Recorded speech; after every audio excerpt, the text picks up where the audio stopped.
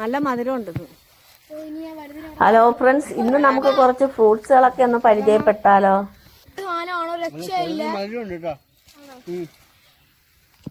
ഞാൻ പറഞ്ഞല്ലേ നല്ല മഞ്ഞ കളറും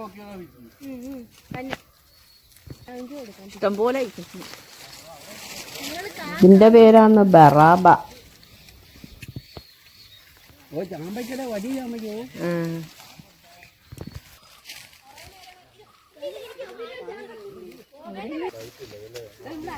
ഇതാണ് ബറാബ.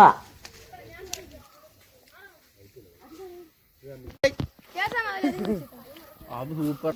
നോക്ക്, എല്ലാ ഫ്രൂട്ടുകളും ഉണ്ട്. കണ്ടോ? ഇവിടുന്ന് കിട്ടിയതിൽ ഏറ്റവും വലിയ ബറാബ.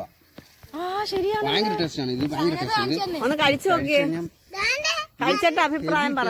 Heavy taste. ഇതിന്റെ ടേസ്റ്റ് എന്നൊക്കെ പറയുന്നതാ സൂപ്പർ ആനാണ്.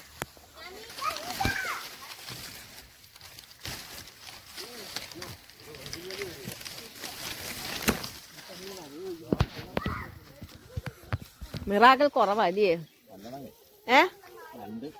കുറവാ. ഇതാണ് മിറാക്കിൾ ഫ്രൂട്ട്. ഇത് കഴിച്ചിട്ട് എന്ത് പുളിയുള്ള കഴിച്ചാലും നല്ല മധുരമാണ്. നാരങ്ങായോ മാങ്ങയോ ഒക്കെ കഴിച്ചാൽ അരമണിക്കൂറത്തേക്ക് നമ്മളെ വായിക്ക് മധുരമാണ്. മിറാക്കിൾ ഫ്രൂട്ട് എന്നിട്ട് എങ്ങനെയുണ്ട്? മാങ്ങ നല്ല മധുരം അല്ലേ? ഇത്രയും മധുരം പ്രതീക്ഷിച്ചില്ല. 2 മണിക്കൂർ നിൽക്കുന്ന പറയുന്നത്. അരമണിക്കൂർ. എന്ത് പുളിയുള്ള വേണമെങ്കിലും കഴിക്കാം. ഭയങ്കര മധുരം. എന്തെങ്കിലും പെട്ടെന്ന് ഓർഡർ ചെയ്ത് വരുത്തി മാങ്ങ.